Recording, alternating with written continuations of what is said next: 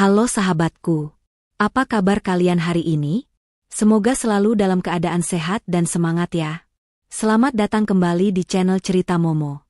Siap-siap, karena kali ini Momo akan mengajak kalian masuk ke dalam kisah yang benar-benar menguji emosi, kesabaran, dan tentu saja harga diri seorang istri. Bayangkan, setiap hari cuma dikasih Rp50.000 untuk semua kebutuhan. Itu pun harus disertai sindiran pedas dari mertua yang bilang, perempuan tidak perlu pegang banyak uang, nanti selingkuh. Sakit hati, kan? Tapi, keluarga kecil Dina ini tidak tahu. Mereka tidak tahu bahwa si istri yang mereka remehkan ini, si istri yang selalu diam saat dihina, ternyata diam-diam punya rumah mewah dan tumpukan aset bernilai miliaran. Apa yang terjadi saat semua rahasia Dina terungkap? Dan bagaimana reaksi mertua yang sok tahu itu ketika laporan dividen miliaran datang ke rumah? Membuat beliau hampir serangan jantung? Penasaran dengan kelanjutan kisah pembalasan elegan dari Dina? Sebelum kita mulai, yuk buktikan dukungan kalian untuk channel Cerita Momo. Jangan lupa like video ini, subscribe ke channel kami, dan nyalakan lonceng notifikasi agar tidak ketinggalan cerita seru lainnya. Terakhir, komen di bawah, nama kalian, asal kota, dan tulis, hadir. Ayo kita mulai, sahabatku. Siapkan snack terbaikmu, dan mari kita saksikan bersama. Matahari pagi belum sepenuhnya menampakkan wujudnya ketika Dina sudah berdiri di dapur, sebuah ruangan yang terasa dingin dan asing baginya. Sebenarnya, dapur itu adalah miliknya dan Rizal, suaminya, tetapi sejak mertuanya, Ibu Mira, dan adik iparnya, Anggi, pindah masuk 3 bulan lalu, setiap sudut rumah itu seolah telah berpindah kepemilikan. Dina bergerak dengan cekatan, menyiapkan sarapan sederhana. Ia harus menghemat. Angka keramat Rp50.000 sudah tercetak jelas di benaknya. Batas absolut yang harus ia kelola untuk semua kebutuhan sehari-hari, mulai dari bahan makanan, keperluan rumah tangga kecil, hingga bensin motor jika sewaktu-waktu ia harus keluar. Uang itu, lembaran biru yang selalu lusuh dan terlipat, selalu diserahkan Rizal setiap pagi, disertai tatapan yang menuntut ucapan terima kasih seolah ia baru saja memberikan harta karun. Rutinitas ini adalah neraka tersendiri bagi Dina. Rizal, yang bekerja di perusahaan trading kelas menengah, sebenarnya berpenghasilan jauh di atas rata-rata. Namun, kendali penuh keuangan berada di tangan Ibu Mira. Wanita parubaya itu meyakini filosofi kuno yang merusak. Perempuan tidak perlu pegang banyak uang, nanti selingkuh.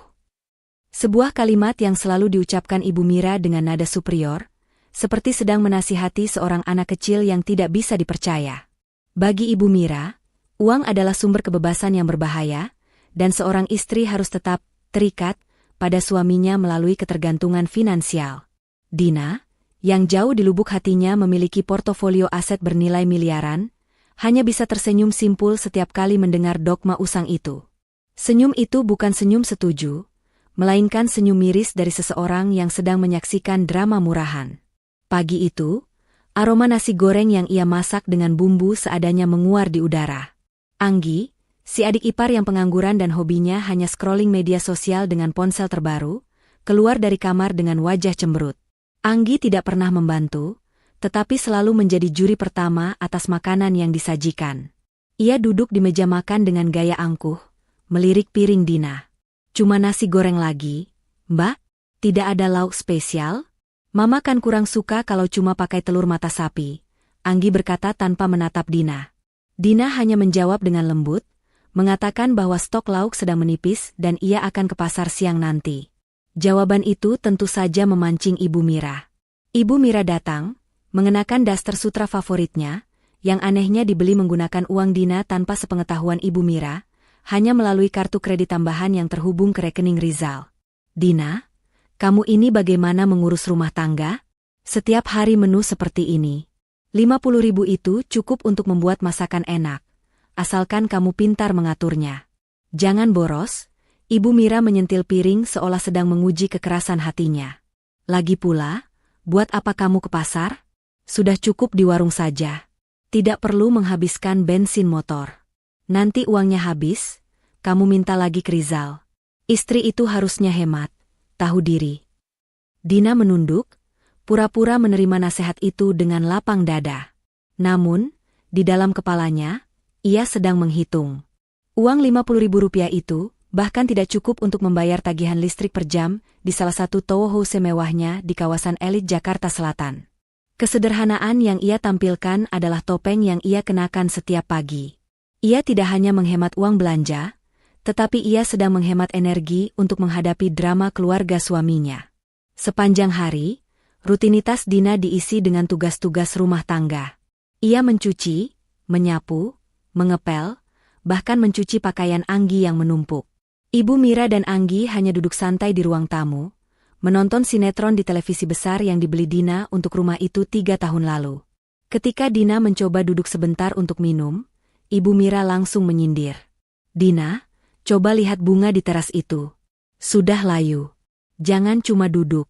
Kerjaan rumah tangga itu tidak ada habisnya. Kalau kamu rajin, rezeki suami juga lancar," kata Ibu Mira sambil mengipasi dirinya sendiri dengan kipas lipat bermerek. Dina hanya mengangguk, lalu bergegas menyiram tanaman. Pikirannya tidak sedang di sana. Pikirannya sedang melayang ke sebuah kantor di pusat kota, di mana Pak Hadi, pengacara kepercayaannya, sedang mengurus pelepasan beberapa slot saham perusahaannya yang akan mendatangkan dividen besar. Uang yang dipegangnya saat ini, Rp50.000, terasa seperti mainan, tetapi ia harus tetap memainkan peran wanita miskin dan polos yang mudah ditindas. Siang hari, ketika semua orang sudah tidur siang, itulah golden hour Dina. Ia mengambil ponsel keduanya, yang ia sembunyikan di dalam kotak perhiasan imitasi. Ia menelepon Pak Hadi. "Pak Hadi, bagaimana kabar perkembangan investasi kita? Yang di properti Bali sudah ditandatangani?" Dina berbisik sambil melirik ke arah pintu kamar Ibu Mira. Pak Hadi menjawab dengan suara bersemangat, mengabarkan bahwa semua deal berjalan mulus. Ia menyebutkan angka-angka yang membuat kepala pusing. Kapitalisasi pasar, dividen kuartalan, aset properti senilai 10 miliar. Dina mendengar semua itu sambil duduk di lantai kamar mandi, tempat yang paling aman dari telinga-telinga Ibu Mira dan Anggi. Rasa haru dan marah bercampur.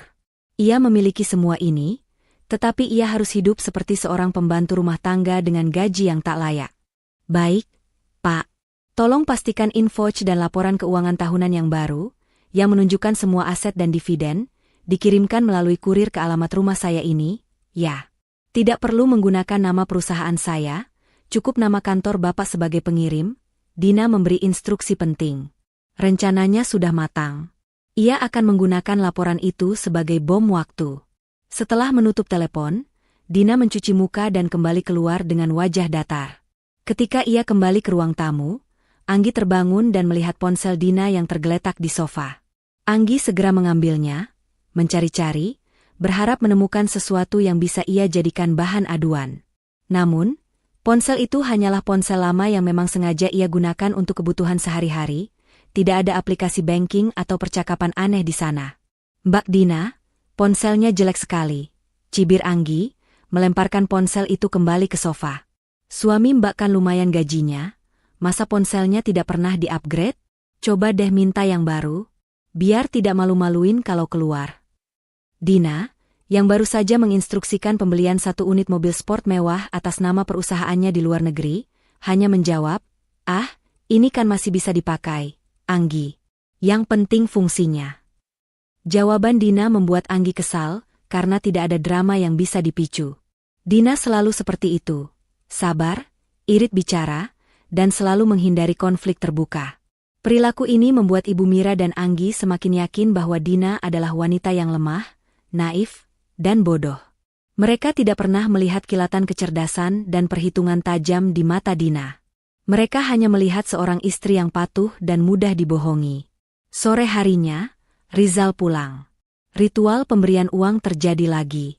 Rizal mengeluarkan selembar Rp50.000, menyerahkannya pada Dina sambil berkata, "Besok kalau ada kebutuhan mendesak, bilang sama Mama ya.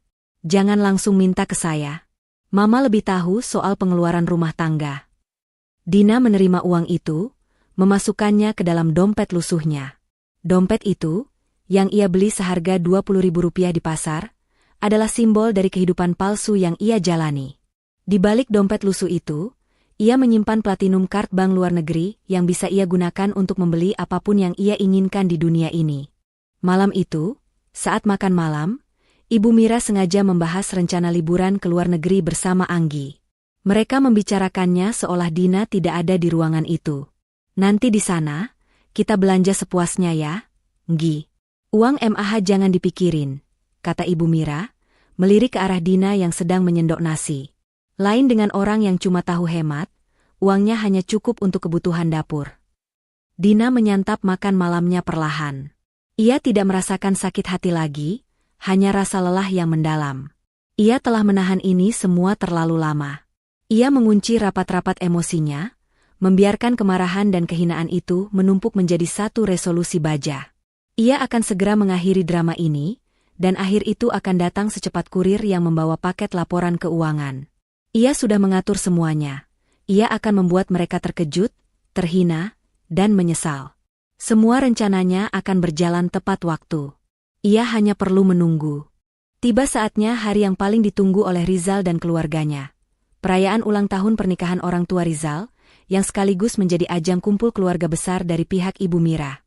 Acara tersebut digelar di sebuah ballroom hotel bintang 4 yang, ironisnya, merupakan salah satu properti yang dikelola oleh holding investasi milik Dina. Dina tahu persis berapa biaya sewa ballroom itu per jamnya. Sebuah angka yang bisa menghidupi keluarga suaminya selama setahun, dan mengetahui fakta itu membuat ironi yang ia rasakan semakin dalam dan pahit. Dina bersiap-siap dengan pakaian yang sederhana, sebuah gaun midi yang sopan dan tidak mencolok. Ia sengaja memilih pakaian yang tidak akan menarik perhatian.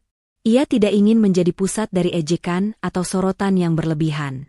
Namun, kesederhanaannya justru menjadi sasaran tembak utama. Saat ia keluar dari kamar, Anggi dan Ibu Mira sudah berdiri di depan cermin besar di ruang tamu. Anggi mengenakan gaun malam yang berkilauan dan perhiasan berlian tiruan yang dipesan dari online shop terkemuka, sementara Ibu Mira mengenakan set perhiasan emas tebal yang selalu ia banggakan. Mereka menoleh ke arah Dina, dan tawa sinis pun pecah. Astaga, Dina. Kamu mau ke pesta ulang tahun pernikahan Mama atau mau ke arisan RT? Sindir Anggi, memutar bola matanya. Minimal pakai perhiasan sedikit. Dong, jangan sampai keluarga kita malu. Nanti disangka Rizal tidak mampu menghidupi istrinya. Ibu Mira mendekat, jarinya menyentuh bahu Dina. Rizal sudah kasih kamu uang, kan? Kenapa tidak kamu pakai untuk beli baju yang bagus? Lihat ini, Ibu Mira memamerkan kalung emasnya. Perempuan itu harus tahu diri. Kalau tidak punya, ya jangan dipaksakan. Tapi setidaknya, jangan membuat aib keluarga. Cepat ganti, atau kamu tunggu di mobil saja. Dina tetap tenang. Ia menjelaskan bahwa ia menyukai gaun itu dan merasa nyaman. Ia tahu bahwa gaun yang ia kenakan harganya jauh lebih mahal dan merupakan keluaran desainer ternama, meskipun terlihat polos, dibandingkan dengan gaun Anggi yang mencolok. Namun, ia memilih untuk tidak mengungkapkan fakta itu. Kebohongan kecilnya adalah perisai.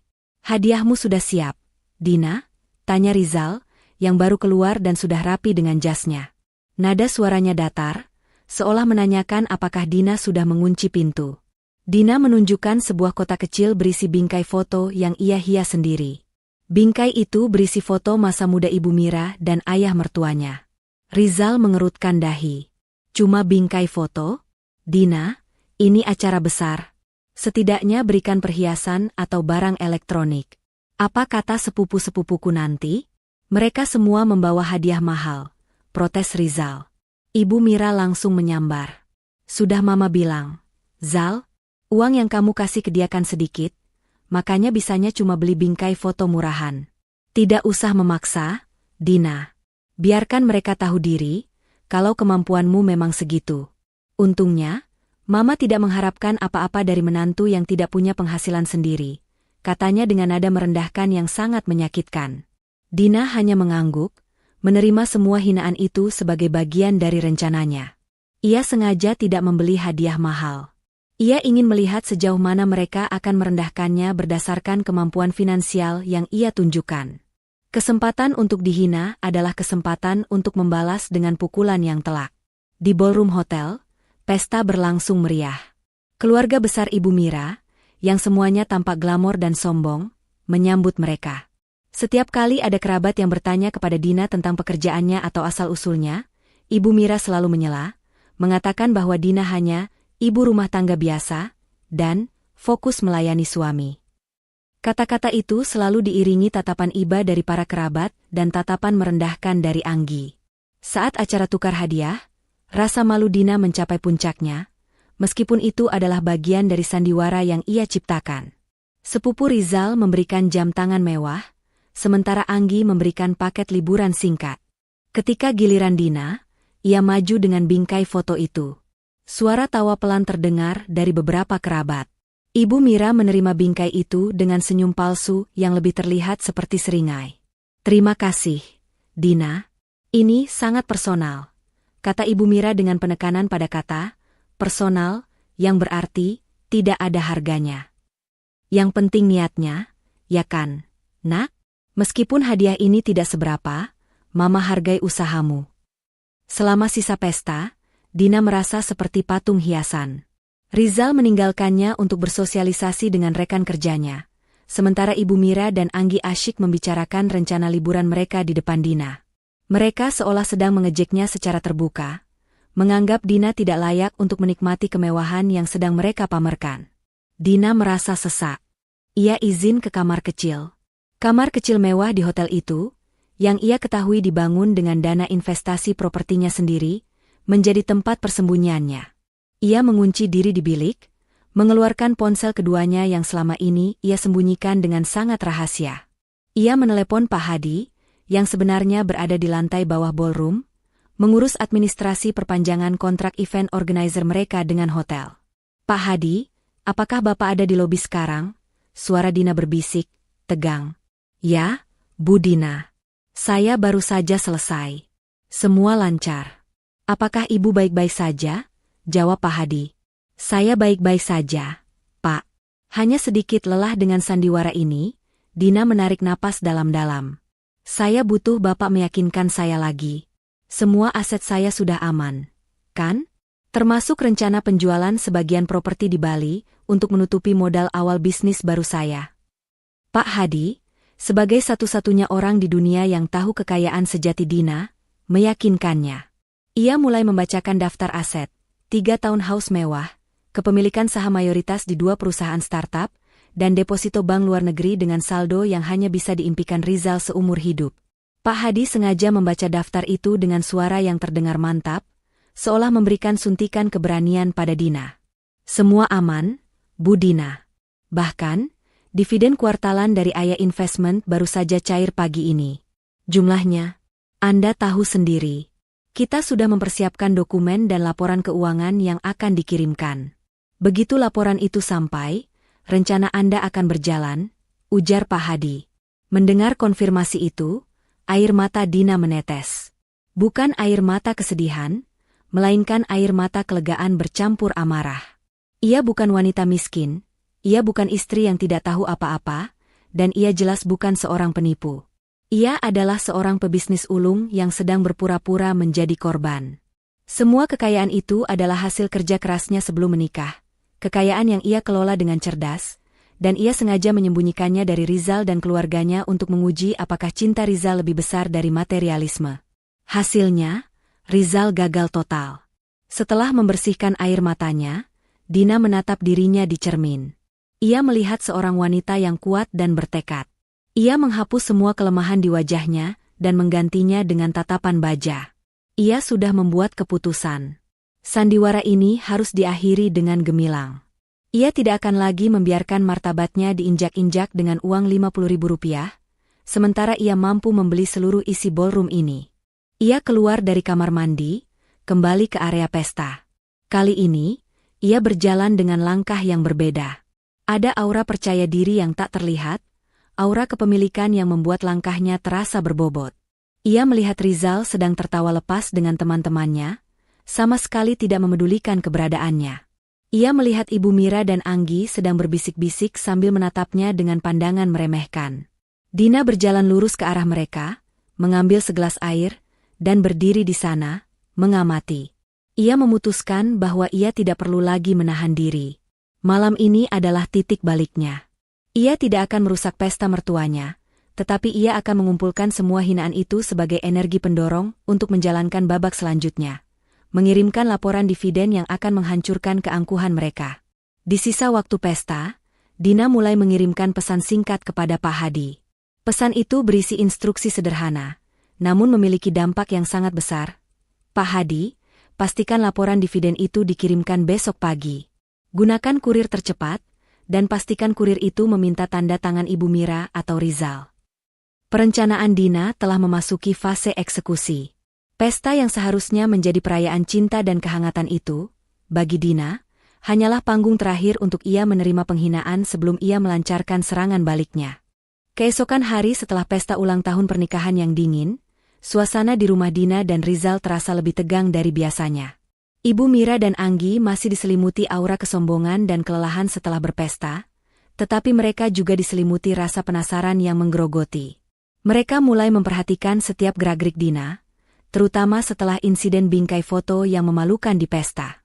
Mereka yakin Dina menyembunyikan sesuatu, entah itu hutang atau sebuah skandal, yang menjelaskan mengapa ia tampak terlalu tenang di tengah segala ejekan. Pagi itu, Rizal memberikan uang Rp50.000 dengan ekspresi yang lebih kesal. Ia kesal karena Dina membuatnya terlihat miskin di depan kerabatnya semalam. Ia tidak menyadari bahwa rasa kesalnya itu justru adalah pemicu yang mempercepat rencana Dina. Rizal bahkan tidak mengucapkan sepatah kata pun, hanya meletakkan lembaran lusuh itu di meja. "Dina, kamu mau kemana siang ini?"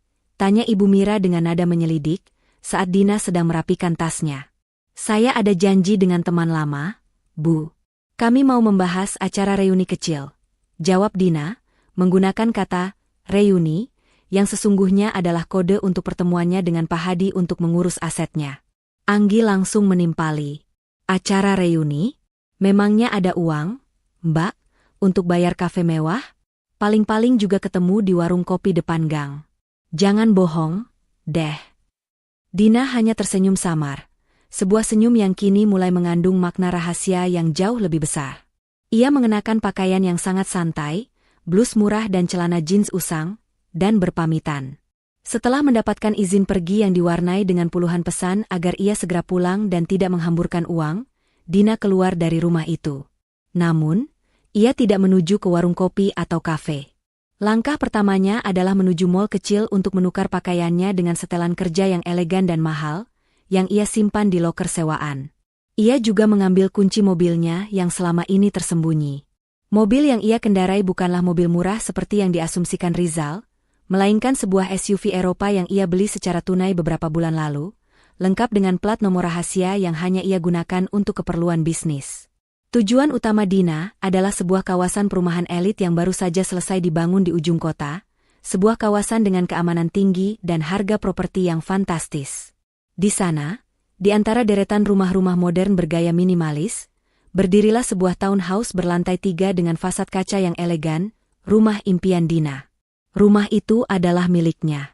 Dibeli dengan uang tunai, dihiasi dengan perabotan mewah hasil desain interior yang ia pilih sendiri, dan selama ini hanya dikunjungi oleh Pak Hadi dan tim pemeliharaan. Rumah itu adalah tempat pelariannya, benteng ketenangan, dan bukti nyata dari kekayaan yang ia sembunyikan. Ketika ia masuk melalui gerbang utama yang otomatis, Dina menarik napas panjang, menghirup aroma ketenangan yang selama ini ia rindukan. Di ruang tamu yang luas, Pak Hadi sudah menunggunya dengan tumpukan dokumen tebal. "Selamat datang, Bu Dina. Bagaimana tugas lapangan Anda hari ini? Lolos dari pengawasan?" sapa Pak Hadi sambil tersenyum maklum. Dina duduk di sofa kulit mahal. "Lolos. Saya diizinkan pergi dengan syarat tidak boleh menghabiskan bensin dan segera pulang. Mereka pikir saya sedang bertemu teman untuk berbagi penderitaan," jawab Dina dengan suara lelah. Mereka mulai membahas urusan bisnis yang jauh lebih besar daripada urusan rumah tangga dengan uang Rp50.000. Hari itu, mereka fokus pada penandatanganan dokumen akuisisi saham minoritas di sebuah perusahaan properti dan peninjauan ulang portofolio seni bernilai jutaan dolar yang baru ia beli. Dina berbicara dengan tegas, menganalisis risiko, dan membuat keputusan strategis, menunjukkan bahwa ia adalah seorang pengusaha wanita cerdas dan sangat terampil dalam mengelola aset. "Pak Hadi, mengenai laporan dividen dan aset yang saya minta dikirimkan besok. Sudah siap, ya?" tanya Dina, beralih ke bagian krusial dari rencananya. "Sudah, Bu, sudah dikemas rapi, disegel, dan akan dikirimkan dengan kurir khusus besok pagi. Saya sudah memastikan alamat pengiriman sudah benar dan tertera nama Ibu Dina sebagai penerima, namun ditujukan ke alamat rumah lama Anda. Kurir juga sudah saya instruksikan untuk meminta tanda tangan penerima, yang mana itu pasti Ibu Mira atau Rizal. Jelas Pak Hadi, mengonfirmasi eksekusi rencana. Dina mengangguk, sorot matanya tajam. Bagus. Saya ingin mereka yang membukanya, Pak. Saya ingin mereka yang melihat angka-angka itu. Biarkan mereka mencicipi konsekuensi dari kesombongan mereka. Selama beberapa jam, Dina menghabiskan waktu di rumah itu. Ia berjalan-jalan, menyentuh perabotan, dan menikmati pemandangan kota dari jendela lantai atas. Di sana, ia bisa menjadi dirinya yang sejati, kaya, berkuasa, dan bebas. Rumah itu adalah simbol perlawanan batinnya. Semakin keras Ibu Mira dan Rizal merendahkannya, semakin besar dan mewah aset yang ia sembunyikan.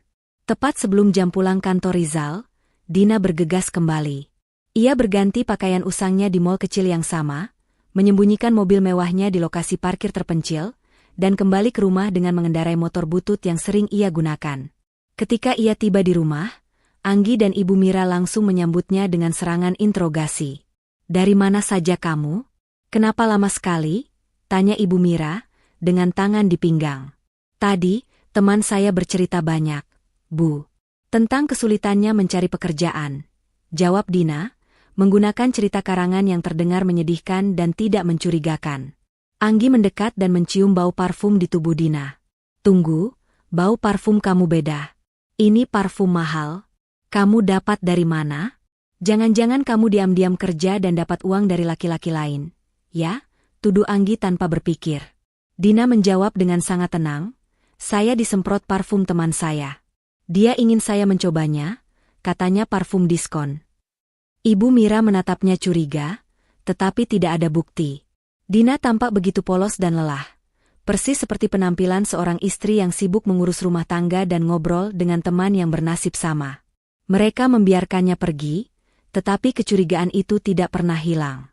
Malam itu, di kamar, Rizal mendekati Dina. Bukan untuk bercinta, melainkan untuk menegur.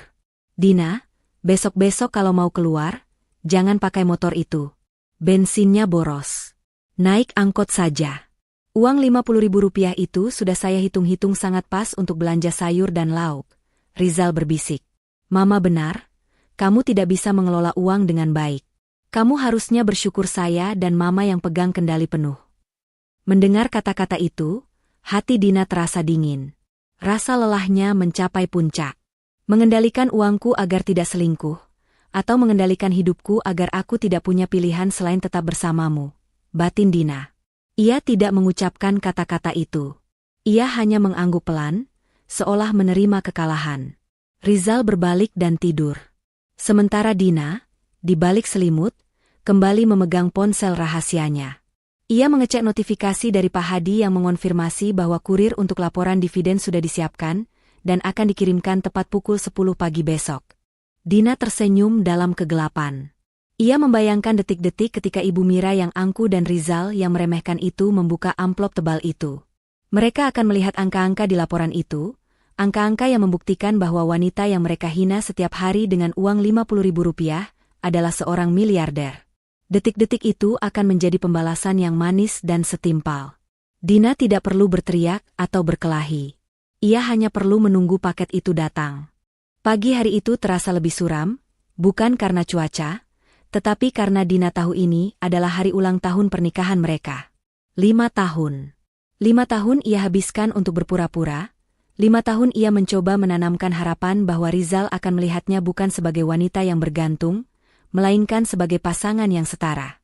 Harapan itu kini terasa basi, layu seperti bunga yang tidak pernah disiram. Dina bangun lebih awal. Ia memasak sarapan istimewa, sedikit melanggar batasan anggaran Rp50.000 harian yang biasa ia terima, tetapi ia melakukannya sebagai upaya terakhir untuk merayakan hari itu dengan martabat. Ia menyiapkan hidangan kesukaan Rizal, berharap suaminya akan mengingat maknanya, bukan hanya rasanya. Ketika Rizal keluar, ia terlihat terburu-buru. Ia menatap makanan di meja, tetapi tidak ada ekspresi hangat. Ibu Mira dan Anggi sudah lebih dulu duduk, dan Anggi segera mengomentari masakan itu. Wah, tumben Mbak Dina masak seperti ini. Uangnya dapat dari mana? Jangan-jangan diam-diam kamu ambil tabungan Rizal, ya? Ini kan mahal. Tuduh Anggi dengan nada menyelidik yang langsung menusuk ke inti hati Dina. Dina hanya menjawab bahwa ia menggunakan stok bahan yang sudah ada dan berhemat selama beberapa hari sebelumnya. Jawaban itu hanya memancing Ibu Mira. Dengar itu, Rizal. Istrimu ini kalau tidak diawasi, pasti boros. Sudah Mama bilang, wanita itu pegang uang sedikit saja sudah menghabiskan. Apalagi kalau pegang banyak. Rizal tidak membela Dina. Ia hanya mendengarkan sambil makan dengan cepat. Setelah selesai, ia bangkit, dan seperti biasa, ia menyerahkan lembaran Rp50.000 kepada Dina. Ini uang untuk hari ini. Saya buru-buru. Nanti malam saya pulang sedikit larut, ada pertemuan penting, ujar Rizal, tanpa sedikit pun menyinggung tentang hari jadi mereka. Dina menatap uang itu, lalu menatap mata Rizal. Rizal, kamu ingat hari ini hari apa? Tanyanya, suaranya pelan tetapi penuh ketegasan yang jarang ia tunjukkan. Rizal terdiam sejenak, wajahnya menunjukkan bahwa ia sedang memproses informasi. Tentu saja ingat, Dina. Ini hari Kamis. Kan? Sudah, jangan banyak tanya. Saya harus berangkat. Ibu Mira menyela dengan cepat. Sudah, Dina. Jangan manja. Suami itu sibuk mencari nafkah. Kalaupun ini hari ulang tahun pernikahan kalian, itu tidak penting. Yang penting itu kamu melayani suamimu dengan baik. Dina menarik napas dalam-dalam. Ia tahu ia tidak bisa lagi menahan kemarahannya. Ia mendekati Rizal yang sudah memegang kunci mobil. 5 tahun, Rizal, Dina berkata, suaranya bergetar karena menahan gejolak emosi. 5 tahun aku mendampingimu. 5 tahun aku menuruti semua aturan ibumu. Dan di hari penting kita, kamu bahkan tidak mengingatnya, dan kamu memberiku uang belanja yang bahkan tidak cukup untuk membeli kue ulang tahun kecil. Rizal merasa malu karena ditegur di depan Ibu Mira dan Anggi. Reaksi pertamanya bukanlah meminta maaf, melainkan marah. Apa-apaan kamu ini, Dina? Kenapa kamu jadi drama? Jangan membandingkan cinta dengan uang, itu menjijikan. Aku sudah memberimu semua yang kamu butuhkan. Saat itulah, Rizal mengeluarkan sebuah kotak kecil dari saku celananya. Itu adalah kotak perhiasan, tetapi sangat kecil dan terkesan murahan. Ia membukanya, memperlihatkan sebuah cincin perak tipis dengan batu imitasi kecil yang hampir tidak terlihat. Ini, kata Rizal dengan nada pasif-agresif. Hadiah ulang tahunmu. Saya membelinya di pasar malam. Harganya hanya Rp200.000. Cincin ini cocok untukmu, Dina, karena kamu ini orang yang sederhana dan tidak suka barang mewah. Lagi pula, uang kita kan terbatas, hanya cukup untuk yang begini. Kalimat terakhir itu, uang kita kan terbatas, menghancurkan sisa-sisa harapan Dina. Itu bukan soal cincinnya, tetapi soal bagaimana Rizal meremehkan usahanya, meremehkan nilainya, dan menggunakan keterbatasan finansial palsu yang ia ciptakan sebagai alasan untuk bersikap pelit dan tidak peduli. Ibu Mira dan Anggi tertawa. Tawa mereka terdengar seperti lonceng kematian bagi pernikahan Dina. Lihat, Dina. Rizal itu suami yang baik. Dia memberimu hadiah. Cincin ini cocok dengan gaya hidupmu yang hemat, ejek Ibu Mira. Dina mengambil kotak cincin itu. Ia tidak memasangnya di jari. Ia menatap Rizal dengan mata berkaca-kaca, tetapi air mata itu bukan air mata kesedihan, melainkan amarah yang membara.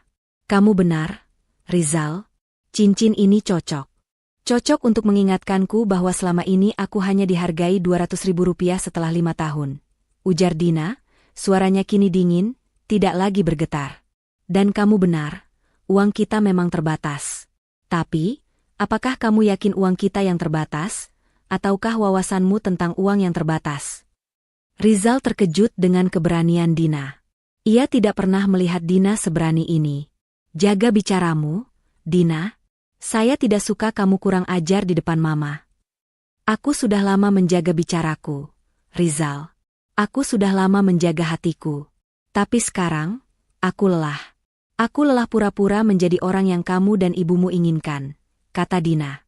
Ia membalikkan cincin murahan itu di tangannya. Dina berbalik, meninggalkan Rizal, Ibu Mira, dan Anggi yang terperangah. Ia langsung menuju kamar dan mengunci diri. Kali ini, ia tidak menangis. Ia meraih ponsel rahasianya. Rasa sakit hati karena cincin Rp200.000 itu adalah katalis yang ia butuhkan. Ia segera menelepon Pak Hadi. Pak Hadi, batalkan rencana pengiriman laporan dividen sore hari ini. Saya ingin dipercepat, kata Dina dengan suara yang tajam dan tegas. Dipercepat, Bu Dina? Maksudnya sekarang? Tanya Pak Hadi, terkejut dengan perubahan mendadak itu. Ya, sekarang. Saya ingin laporan dari Ayodhya Investment dan laporan konsolidasi aset dikirimkan segera ke alamat rumah ini. Gunakan kurir yang paling cepat, dan pastikan mereka tiba dalam 2 jam ke depan. Saya ingin mereka yang membukanya, dan saya ingin mereka membukanya hari ini juga, perintah Dina. Dina kemudian memberikan instruksi tambahan. Ia meminta Pak Hadi untuk mengirimkan salinan laporan itu melalui email ke alamat kantor Rizal. Ia ingin Rizal tidak hanya terkejut di rumah, tetapi juga terkejut di kantor, di depan rekan-rekannya. Setelah menutup telepon, Dina duduk di tepi ranjang. Ia melihat sekeliling kamar yang didominasi oleh perabotan pilihan Ibu Mira. Rasa muak memenuhi dadanya. Ia tidak bisa lagi menghabiskan 1 detik pun untuk berpura-pura menjadi istri yang menyedihkan dan patuh. Hari ulang tahun pernikahan yang seharusnya manis itu berubah menjadi hari pengumuman perang. Cincin murah itu adalah pemicu bom waktu yang ia tanamkan sendiri. Sementara itu, di luar kamar, Ibu Mira dan Anggi heboh. Mereka bergosip tentang keberanian Dina yang tiba-tiba. Rizal, lihatlah istrimu. Dia tidak tahu berterima kasih. Mama kan sudah bilang, dia tidak boleh pegang banyak uang. Uang itu membuat wanita jadi berani dan kurang ajar, seru Ibu Mira kepada Rizal. Rizal masih bingung dan marah. Ia merasa Dina telah mempermalukannya. Saya akan bicara dengannya nanti, Ma. Dia pasti sedang PMS atau stres karena terlalu hemat, kata Rizal, mencari alasan logis untuk membenarkan sikapnya yang meremehkan. Anggi sibuk mencari tahu apa yang dilakukan Dina di kamar. Ia bahkan mencoba menguping di balik pintu, tetapi tidak mendengar apa-apa selain keheningan. Mereka tidak menyadari bahwa di balik pintu yang tertutup itu, seorang miliarder sedang merencanakan kehancuran supremasi finansial mereka. Dina keluar dari kamar setelah 1 jam. Wajahnya datar, tetapi matanya memancarkan kedamaian yang aneh. Ia kembali ke dapur, bukan untuk memasak, melainkan untuk duduk dan minum teh. Ia duduk dengan santai di kursi ruang makan yang biasanya diduduki oleh Ibu Mira, membiarkan Ibu Mira menatapnya dengan rasa tidak suka yang semakin besar. Dina hanya tersenyum.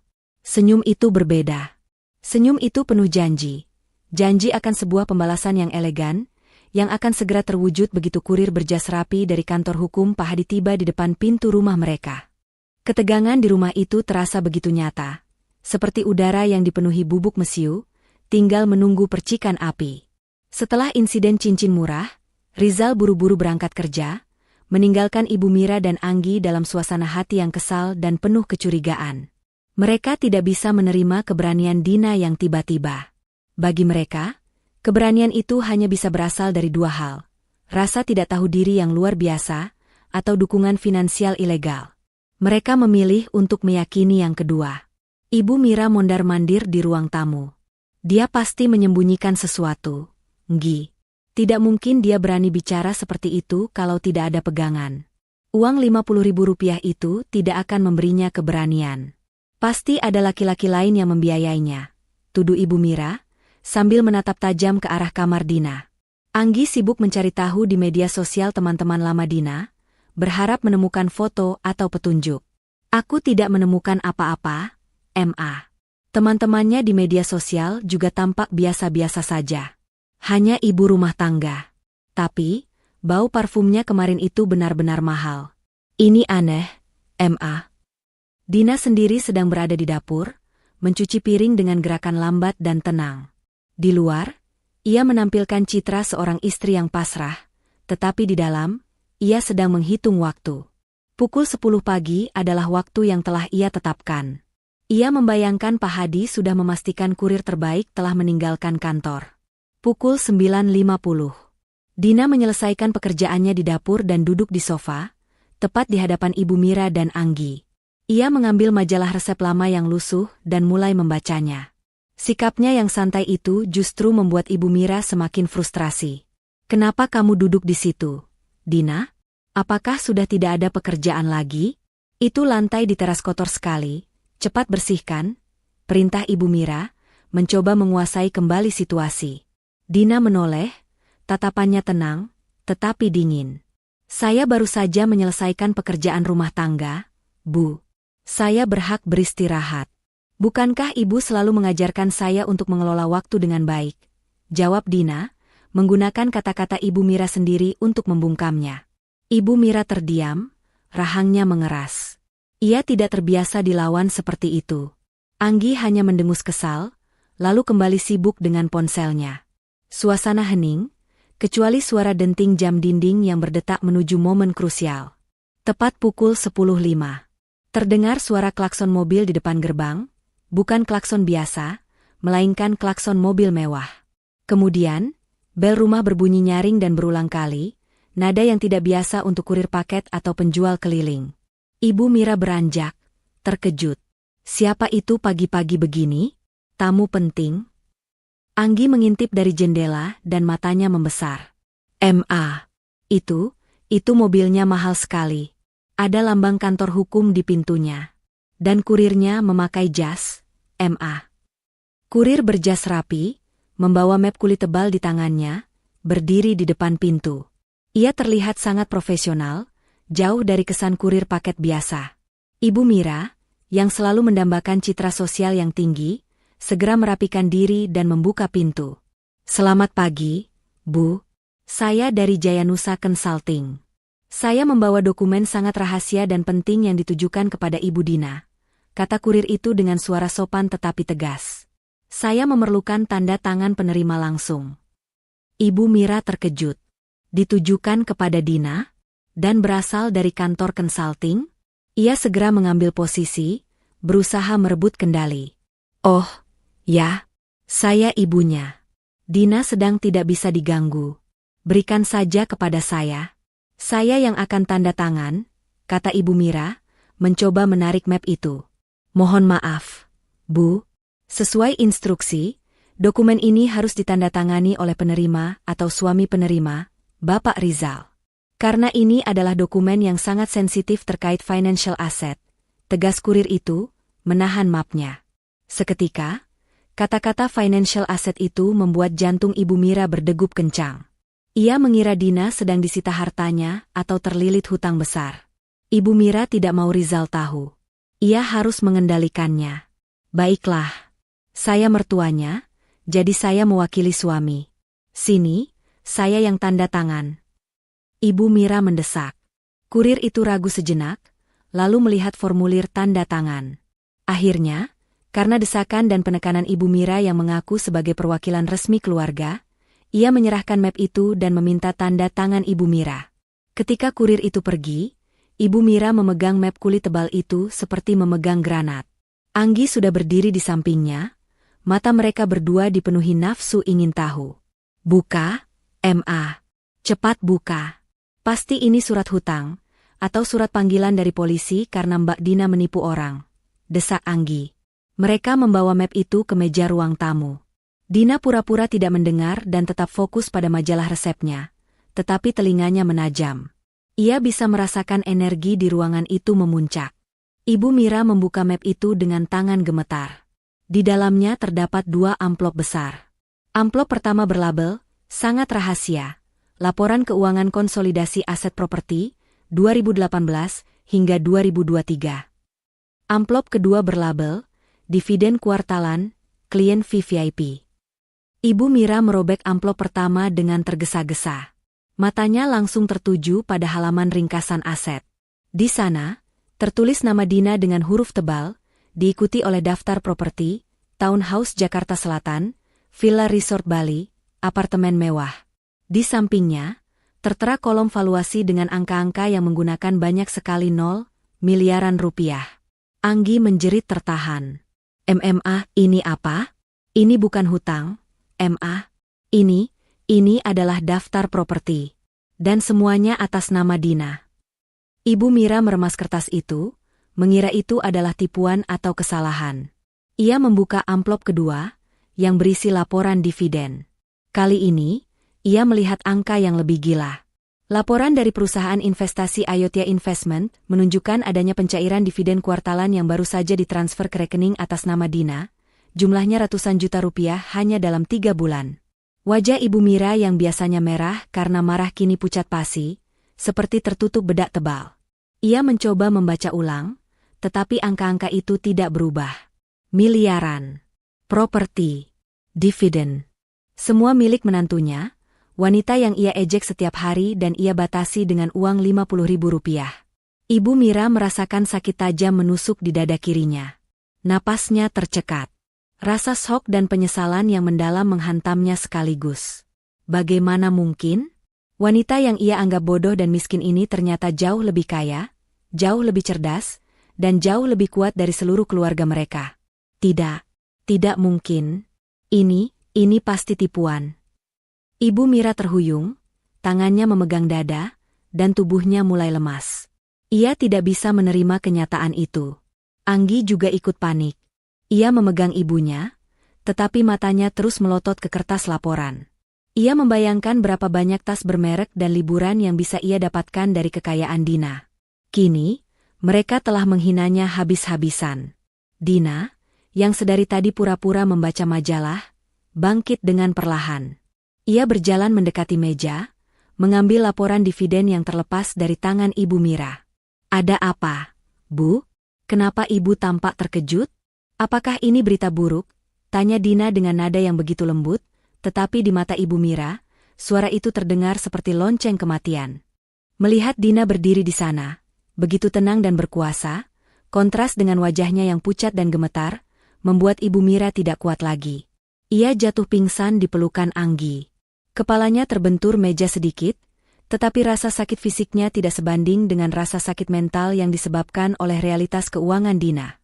Dina hanya berdiri di sana, menyaksikan. Tidak ada air mata, tidak ada rasa panik. Hanya kepuasan yang dingin.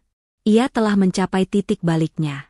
Rencana telah berhasil dieksekusi, dan bom waktu telah meledak, menyebabkan shock yang ia inginkan.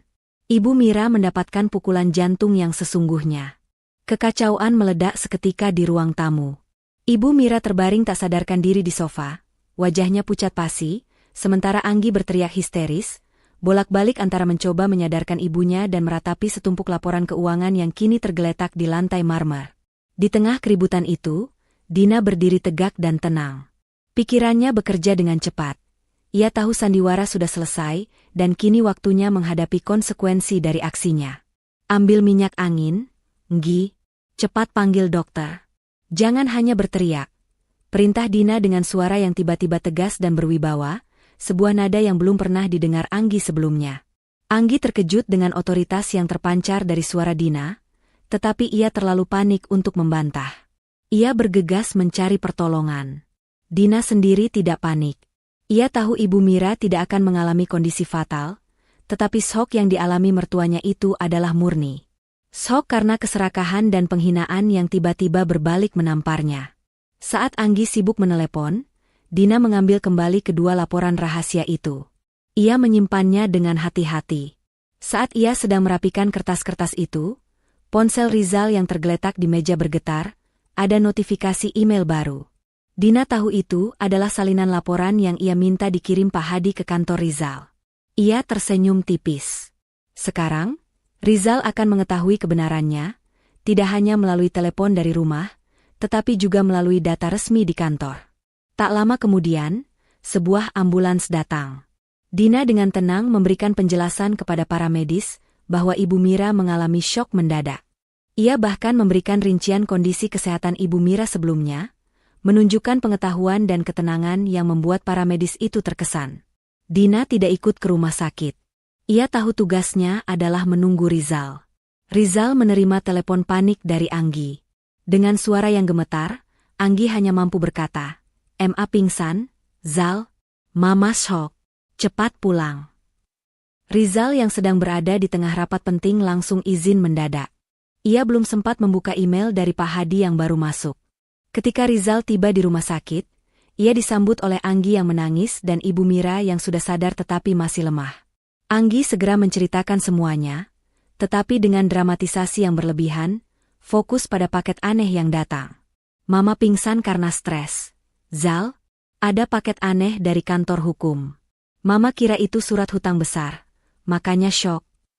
Anggi berbohong, menutupi fakta bahwa Ibu Mira pingsan karena angka-angka kekayaan Dina yang mencengangkan. Rizal terkejut, tetapi tidak sempat mencari tahu lebih jauh. Ia harus mengurus ibunya. Setelah memastikan Ibu Mira stabil, ia kembali ke rumah dengan Anggi. Mereka berharap bisa menemukan paket itu lagi. Rizal menemukan Dina sedang menyeduh teh di dapur, kembali ke citra tenang yang menjengkelkan. Dina, apa yang sebenarnya terjadi di rumah? Kenapa Mama bisa sampai pingsan? Mana paket itu? Apakah kita benar-benar punya masalah finansial besar? Apakah kamu terlilit hutang?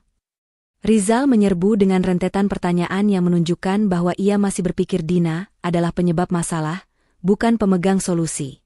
Dina menatap Rizal, matanya tidak lagi menunjukkan kepatuhan. Duduk, Rizal, perintah Dina.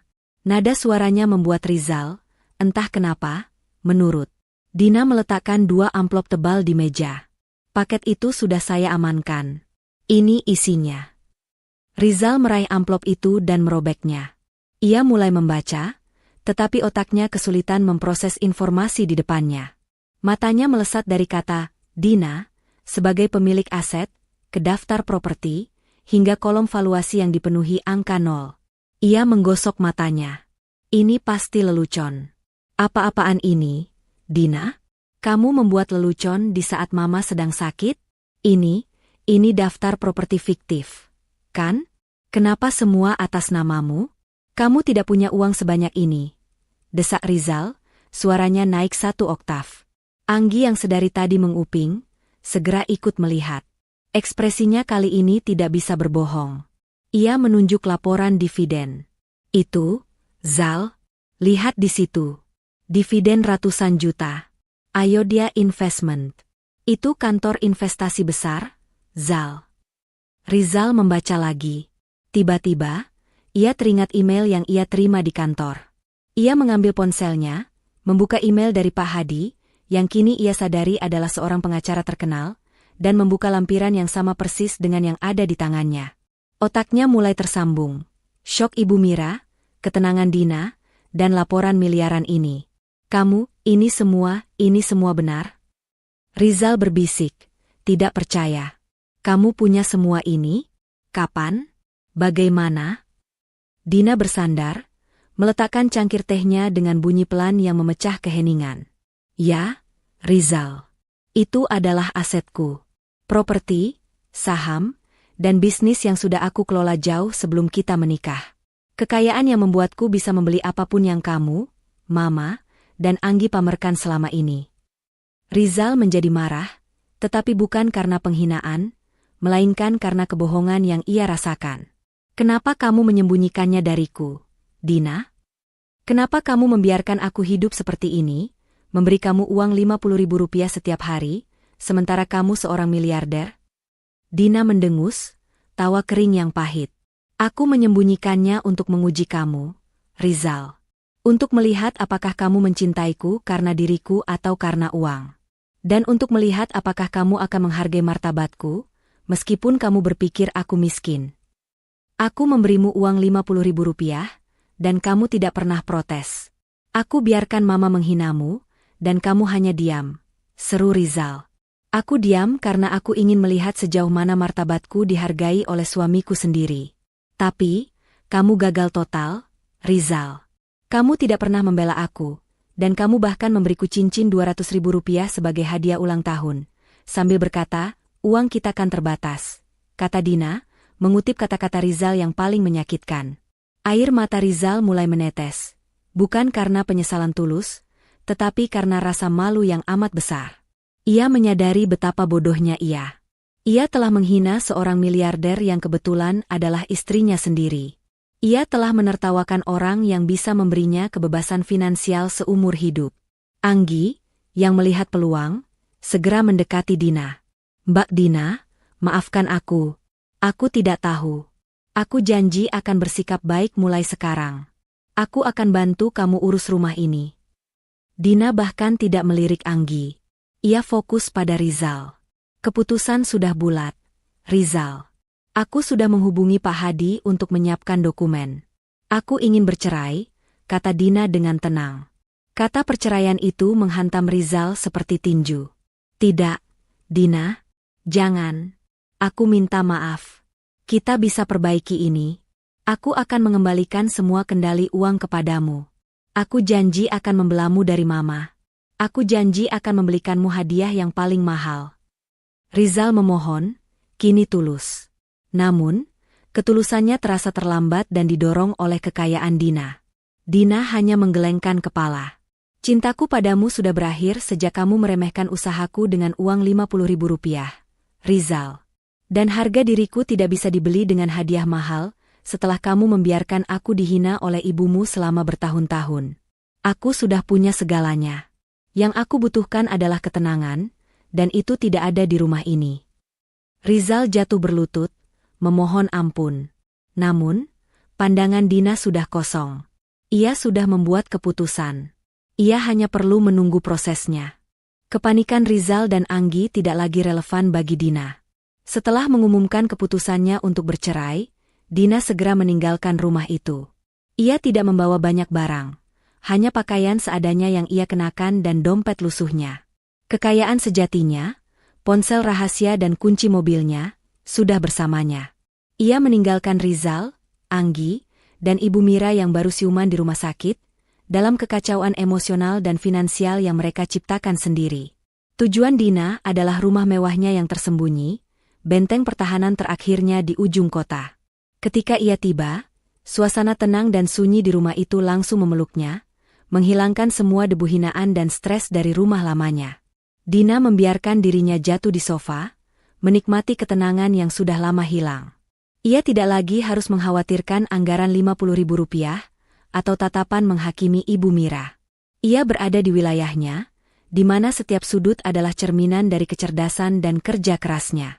Tak lama kemudian, Pak Hadi tiba.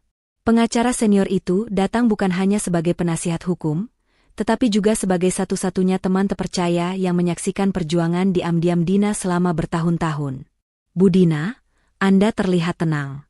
Saya bangga Anda akhirnya mengambil langkah ini," sapa Pak Hadi, meletakkan berkas-berkas di meja kaca. Dina mengangguk. "Ketenangan ini mahal, Pak Hadi. Dan saya harus membayarnya dengan mengakhiri drama ini. Saya sudah mengatakannya kepada Rizal. Saya ingin Anda segera mengajukan gugatan cerai. Saya ingin prosesnya cepat dan bersih. Tidak ada negosiasi harta gono gini.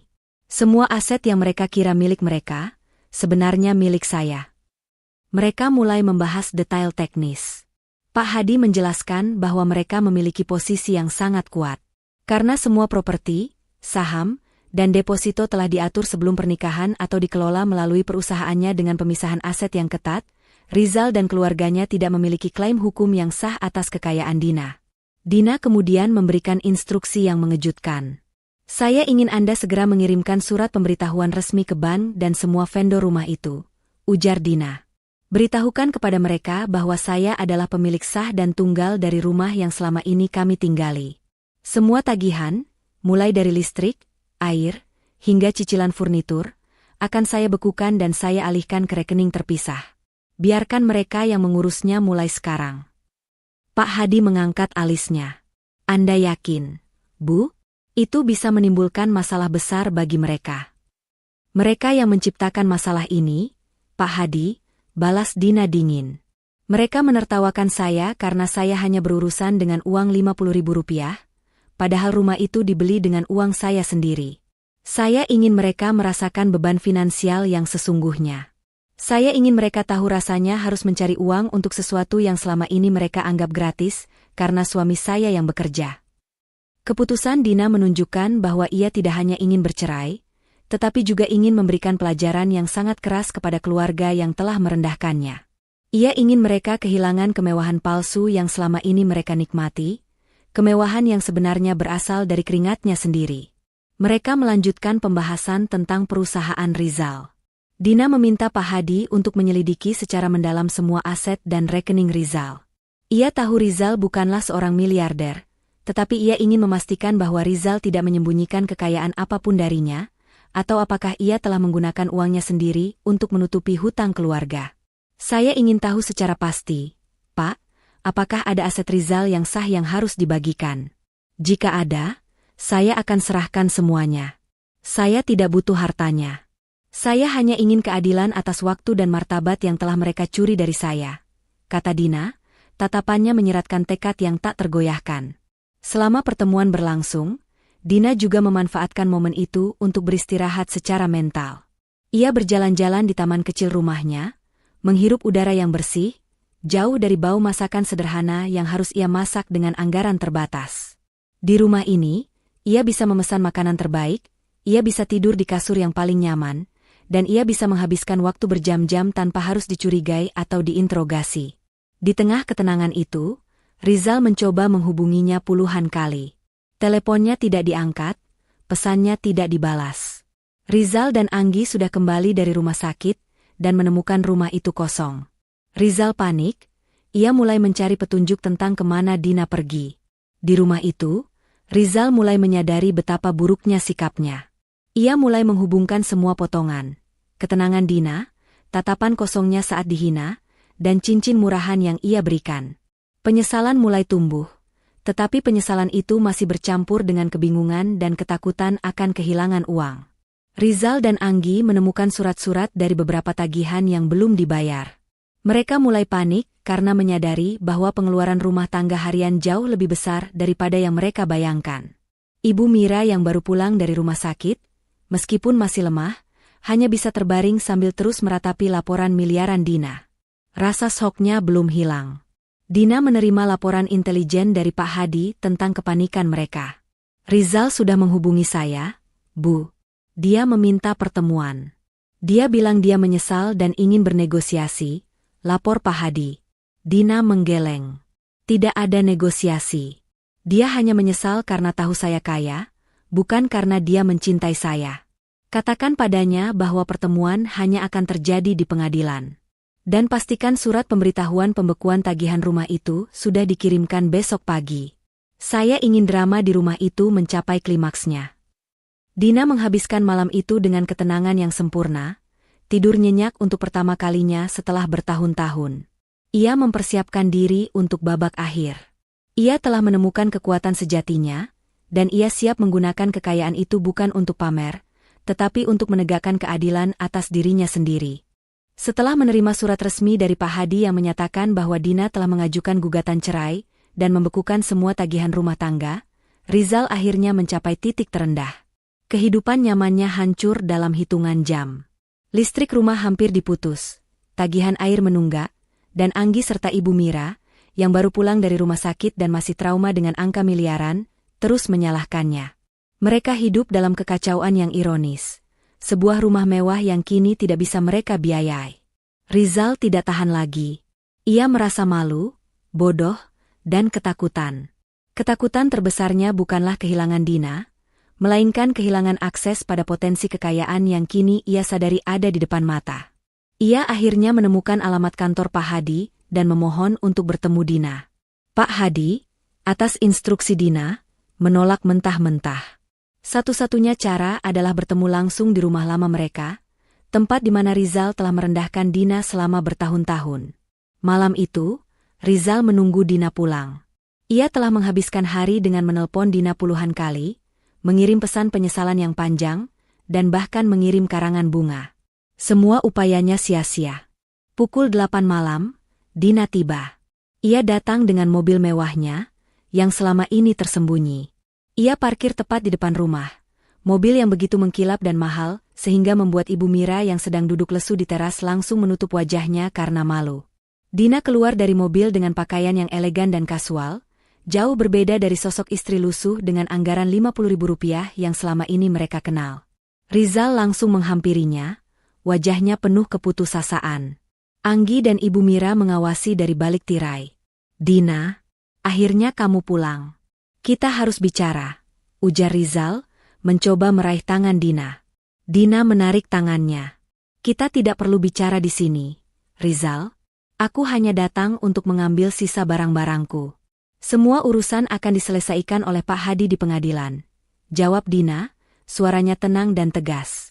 Tidak, Dina. Kumohon, jangan seperti ini. Aku tahu aku salah. Aku tahu aku bodoh. Aku minta maaf. Aku menyesal telah membiarkan Mama memperlakukanmu seperti itu. Aku menyesal memberimu cincin murah itu. Aku akan membelikanmu berlian terbesar di dunia. Dina, kita bisa mulai dari awal. Rizal memohon, kata-katanya penuh keputusasaan yang bercampur dengan kebaruan, seolah ia baru mengenal istrinya. Dina menatap mata Rizal. Penyesalanmu datang terlambat, Rizal. Penyesalanmu datang bukan karena kamu melukaiku, tetapi karena kamu tahu aku punya uang. Kamu menyesal karena kamu baru tahu aku adalah miliarder. Rizal menggeleng cepat. Tidak, Dina. Bukan begitu. Aku mencintaimu. Aku hanya syok dengan semua rahasia ini. Aku syok karena kamu menyembunyikannya. Aku menyembunyikannya untuk melihat karakter aslimu. Rizal, balas Dina dingin. Aku ingin tahu apakah kamu mencintaiku tanpa syarat, tanpa embel-embel kekayaan. Aku memberimu kesempatan bertahun-tahun untuk membuktikan bahwa kamu adalah suami yang berharga. Suami yang akan membelaku ketika harga diriku diinjak-injak dengan uang Rp50.000 setiap hari. Tapi kamu gagal. Dina melangkah mendekat. Selama ini, kamu mengira aku adalah wanita yang tergantung, yang tidak punya pilihan. Kamu membiarkan ibumu menghina konsep, wanita berpenghasilan, dan takut wanita pegang uang banyak akan selingkuh. Dina mengutip kata-kata Ibu Mira dengan nada tajam. Padahal, wanita yang kamu hina itu adalah pemilik dari seluruh kemewahan yang selama ini kamu banggakan. Aku membiarkanmu merendahkanku dengan Rp50.000, padahal dividen kuartalanku saja bisa membeli seluruh penghasilanmu setahun. Air mata menggenang di mata Rizal. Kali ini, air matanya lebih tulus daripada sebelumnya, karena ia menyadari betapa parahnya kesalahan yang telah ia lakukan. Aku akan berubah, Dina. Aku janji. Aku akan memintamu mengelola semua uang kita. Aku akan minta maaf pada Mama dan Anggi, dan kita akan pindah dari sini. Rizal menawarkan semua solusi yang seharusnya ia tawarkan bertahun-tahun lalu. Terlalu terlambat, Rizal. Kamu tidak bisa membeli kembali martabat yang sudah kamu hancurkan. Kamu tidak bisa membeli kembali waktu yang aku habiskan untuk menahan penghinaan ibumu. Aku sudah membuat keputusan. Aku ingin hidup tenang, bebas dari sindiran dan keterbatasan konyol, kata Dina, membalikkan badan dan berjalan menuju pintu. Saat Dina hendak masuk, Ibu Mira tiba-tiba muncul di ambang pintu, didukung oleh Anggi. Wajah Ibu Mira masih pucat, tetapi ia memaksakan diri untuk berbicara. Dina, jangan pergi. Mama minta maaf. Mama salah.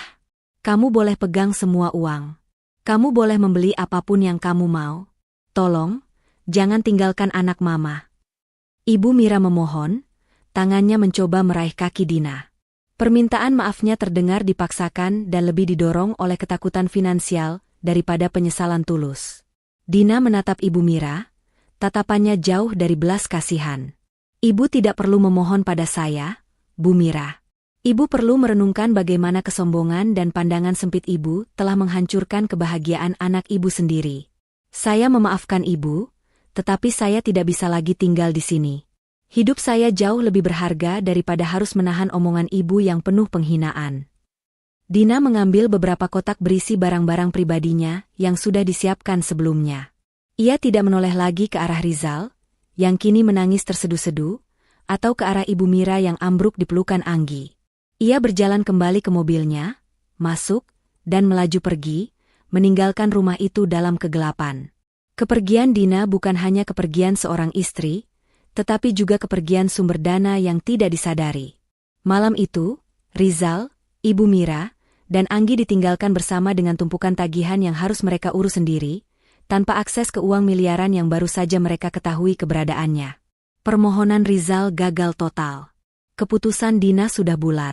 Setelah keluar dari rumah lamanya, Dina memulai fase baru dalam hidupnya. Ia pindah sepenuhnya ke townhouse mewahnya di ujung kota. Hari-harinya kini dipenuhi dengan rapat dewan direksi virtual, pertemuan strategis dengan Pak Hadi di ruang kerjanya yang elegan, dan peninjauan langsung proyek propertinya. Ia tidak lagi bangun pagi untuk mengkhawatirkan uang Rp50.000 atau memasak makanan yang harus memenuhi selera mertuanya. Ia menikmati setiap detik kebebasan finansial dan mental yang telah lama ia korbankan. Di rumah barunya, Dina bisa menjadi dirinya yang seutuhnya, seorang pengusaha wanita yang cerdas, berkuasa, dan berkelas. Ia mengisi waktunya dengan mengembangkan bisnisnya, bukan lagi dengan membersihkan kotoran orang lain. Ia berinvestasi pada dirinya sendiri, mengambil kelas bahasa asing dan kursus manajemen tingkat lanjut, menikmati makan malam gourmet, dan tidur di kasur yang paling nyaman, jauh dari tekanan dan penghinaan. Keputusannya untuk bercerai telah memberinya ketenangan yang tak ternilai harganya. Ia akhirnya menemukan kedamaian sejati, sebuah kemewahan yang tidak bisa dibeli dengan uang, tetapi dicapai dengan harga diri yang teguh. Sementara itu, di rumah lama, kehidupan Rizal, Ibu Mira, dan Anggi terjun bebas ke dalam kekacauan yang mengerikan. Surat pemberitahuan pembekuan tagihan dan pengalihan kepemilikan aset rumah dari Pak Hadi benar-benar menjadi malapetaka. Listrik dan air dimatikan untuk sementara karena tagihan yang menunggak dan belum dibayar. Mereka terpaksa menggunakan lilin di malam hari dan membeli air mineral untuk minum. Rumah mewah yang selama ini menjadi simbol status mereka berubah menjadi penjara yang kotor dan tidak nyaman. Ibu Mira, yang shock jantungnya belum sepenuhnya pulih, harus berbaring di rumah tanpa AC dan tanpa televisi, yang merupakan satu-satunya hiburannya. Rasa penyesalan kini bercampur dengan kepahitan karena kehilangan kenyamanan. Ia terus menyalahkan Rizal karena telah menjadi suami yang tidak tegas dan bodoh, tidak menyadari bahwa ia sendiri adalah akar dari semua masalah. Anggi, yang selama ini hidup dengan uang saku dari ibunya dan Rizal, kini harus mencari pekerjaan. Ia mencoba melamar ke beberapa tempat, tetapi latar belakang pendidikan dan minimnya pengalaman kerjanya membuat ia kesulitan. Ia menghabiskan hari dengan mengeluh, bukannya berusaha. Ia terus membandingkan kehidupannya yang menyedihkan dengan kekayaan Dina yang ia intip melalui unggahan rahasia Pak Hadi di media sosial, yang menunjukkan kemewahan tanpa menyebut nama. Anggi merasakan iri hati yang membakar, membayangkan ia bisa menikmati semua itu jika saja ia bersikap baik pada Dina. Rizal sendiri juga mengalami kehancuran profesional. Ia masih bekerja, tetapi gajinya tidak lagi cukup untuk menutupi biaya hidup mereka yang tinggi. Ia harus membayar semua tagihan rumah tangga yang selama ini ditutup-tutupi oleh Dina, dan ia baru menyadari betapa besar pengeluaran bulanan mereka. Setiap hari, ia bekerja dengan hati yang kosong, dihantui rasa malu dan penyesalan. Ia mencoba menghubungi Dina berkali-kali, memohon agar Dina mencabut gugatan cerai, tetapi Dina selalu menolak bertemu. Suatu sore, Rizal memberanikan diri mendatangi kantor Pak Hadi. Rizal memohon untuk diizinkan bertemu Dina. Pak Hadi, dengan sikap profesional yang dingin, hanya menyampaikan pesan tegas Dina. Ibu Dina sudah bahagia dengan kehidupannya yang baru, Pak Rizal. Ia tidak butuh kemewahan Anda, karena dialah yang memiliki kemewahan itu. Anda kehilangan seorang istri yang setia dan miliarder, hanya karena Anda tidak menghargai martabatnya. Permintaan maaf Anda sudah terlalu terlambat. Semua urusan akan diselesaikan di pengadilan, kata Pak Hadi, mengakhiri pertemuan itu. Kata-kata Pak Hadi menghantam Rizal lebih keras daripada pukulan fisik. Rizal akhirnya sadar, penyesalannya tidak hanya didasari oleh uang, tetapi juga oleh kebodohan yang ia lakukan. Ia telah meremehkan seorang wanita yang jauh lebih cerdas, lebih sukses, dan lebih berkelas daripada dirinya sendiri. Kondisi ini memuncak ketika Rizal terpaksa menjual mobilnya untuk membayar hutang tagihan yang menumpuk. Pemandangan ketika mobil itu diangkut membuat Ibu Mira menangis histeris. Mereka benar-benar kehilangan satu persatu simbol kemewahan palsu mereka. Ibu Mira kini sering meratapi nasibnya, menyalahkan dirinya sendiri karena telah mengajarkan filosofi, wanita tidak boleh pegang banyak uang, yang justru menjadi penyebab kehancuran mereka. Di sisi lain, Dina menjalani hari-harinya dengan penuh pencapaian. Bisnisnya meluas, investasi propertinya melesat, dan ia bahkan menjadi pembicara dalam konferensi wanita pengusaha. Ia dikenal sebagai sosok wanita yang inspiratif, yang berhasil membuktikan bahwa seorang istri bukan hanya harus patuh, tetapi juga harus berdaya. Pertemuan Dina dengan Rizal selanjutnya hanya terjadi sekali lagi, yaitu di ruang sidang. Dina datang dengan aura profesional yang tak terbantahkan, didampingi Pak Hadi. Rizal datang dengan penampilan yang kuyu, penuh penyesalan, didampingi pengacara yang kurang berpengalaman. Di ruang sidang, Rizal kembali memohon maaf di depan hakim, tetapi Dina tetap pada keputusannya. Ia menjelaskan kepada hakim bahwa ia tidak menuntut harta Gonogini.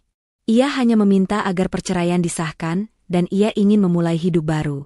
Ia bahkan menunjukkan bukti pemisahan harta yang disiapkan Pak Hadi sebelum pernikahan.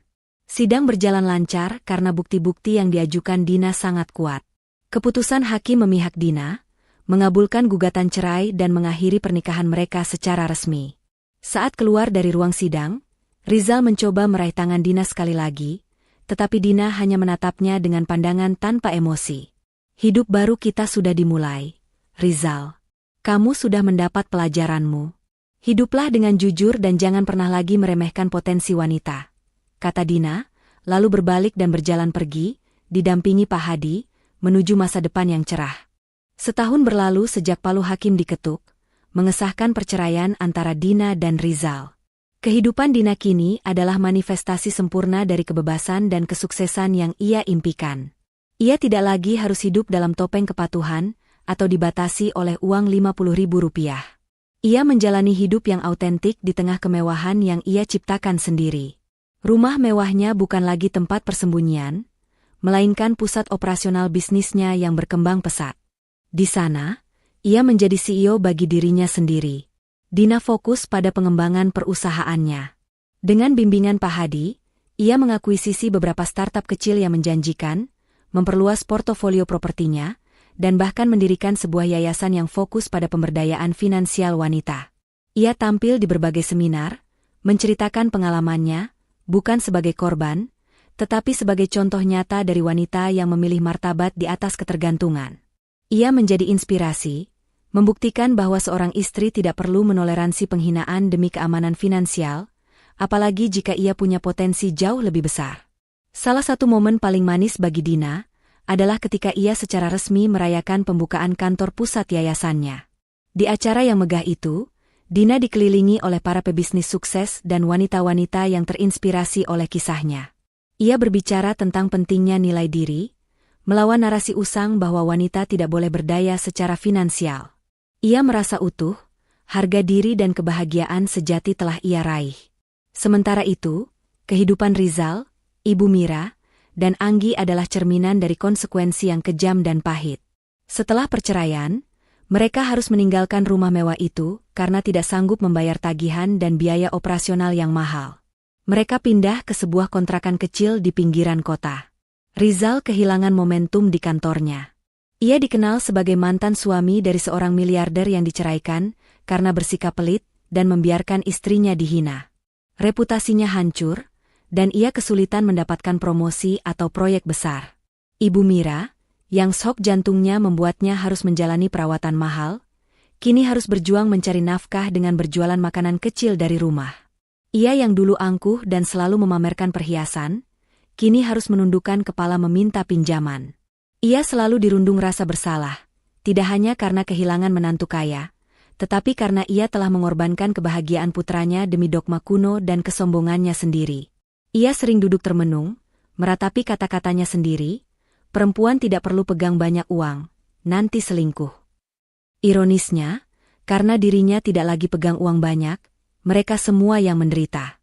Anggi akhirnya mendapatkan pekerjaan, tetapi sebagai pelayan di sebuah kafe. Ia harus bekerja keras dengan upah minim, jauh dari gaya hidup glamor yang ia pamerkan di media sosial. Ia sering menangis dalam diam, menyesali setiap cibirannya kepada Dina. Suatu hari, ia melihat Dina di berita televisi, sedang berbicara di konferensi besar, mengenakan perhiasan yang asli dan berkilauan, jauh melampaui perhiasan imitasi yang dulu ia banggakan. Penyesalan Anggi terasa sangat pahit.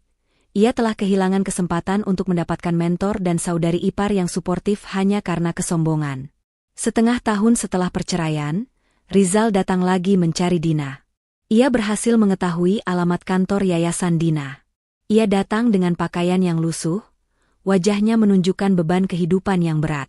Ia memohon untuk bertemu Dina, bukan untuk meminta uang, tetapi untuk menyampaikan penyesalan tulusnya yang sesungguhnya, penyesalan yang baru datang setelah ia kehilangan segalanya. Dina akhirnya setuju menemuinya, tetapi di ruangannya yang luas, didampingi oleh Pak Hadi. Rizal tidak lagi memohon. Ia hanya menatap Dina dengan mata penuh air mata. Aku datang bukan untuk memintamu kembali, Dina. Aku tahu aku tidak pantas. Aku datang untuk meminta maaf yang sesungguhnya. Aku bodoh. Aku dibutakan oleh rasa superioritas dan kata-kata mama. Aku gagal melindungimu dan menghargaimu. Aku melihatmu sebagai properti, bukan sebagai pasangan. Aku minta maaf karena aku membiarkan harga dirimu diinjak-injak dengan uang receh. Padahal kamu adalah berlian yang nyata, kata Rizal, suaranya tercekat. Dina mendengarkan dengan tenang. Permintaan maafmu kuterima, Rizal. Penyesalanmu, kulihat itu tulus. Tapi, maaf tidak bisa memutar kembali waktu. Aku memaafkanmu, tetapi aku tidak akan melupakan pelajaran yang aku dapat. Aku belajar bahwa martabat tidak bisa dinegosiasikan, ujar Dina. Dina kemudian memberikan kejutan terakhir. Aku tahu kamu kesulitan finansial. Aku tidak akan memberimu uang, tetapi aku akan memberikanmu kesempatan kedua, kesempatan yang lebih baik dariku. Aku sudah menyiapkan sebuah beasiswa penuh untuk kursus manajemen bisnis tingkat tinggi di luar negeri. Belajarlah, Rizal. Temukan nilaimu, dan bangun kembali hidupmu sendiri, tanpa bergantung pada wanita, kata Dina, menyerahkan sebuah amplop. Rizal menerima amplop itu dengan tangan gemetar.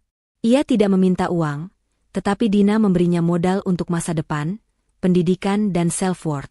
Ia menangis, tetapi kali ini, air mata itu adalah air mata syukur dan penyesalan yang bersih. Dina mengantarnya sampai ke pintu. Pergilah, Rizal. Hiduplah dengan jujur. Jangan pernah lagi meremehkan siapapun. Pesan Dina, mengakhiri perpisahan mereka untuk selamanya. Kisah Dina berakhir dengan kemenangannya yang gemilang, bukan karena ia kaya, tetapi karena ia memilih harga diri. Ia berhasil mendapatkan kebahagiaan seutuhnya, yang datang dari keberaniannya sendiri dan kemampuannya untuk bangkit. Ia membuktikan bahwa kekayaan sejati seorang wanita terletak pada kecerdasan, kemandirian, dan harga diri yang tidak bisa dibeli atau ditentukan oleh orang lain. Ia menjadi inspirasi bagi banyak wanita, menunjukkan bahwa batasan yang ditetapkan orang lain, seperti uang Rp50.000, hanyalah ilusi jika kita tahu nilai diri kita. Pesan moral, jangan pernah biarkan nilai dirimu ditentukan oleh nominal uang yang diberikan orang lain. Kunci kebahagiaan bukanlah pada apa yang kamu terima, tetapi pada apa yang kamu miliki dan kamu kembangkan dalam dirimu sendiri. Jangan pernah takut untuk berdiri tegak, melawan penghinaan, dan memulai babak baru yang lebih baik. Karena penyesalan bagi mereka yang meremehkan akan selalu datang, dan biasanya, penyesalan itu datang terlambat.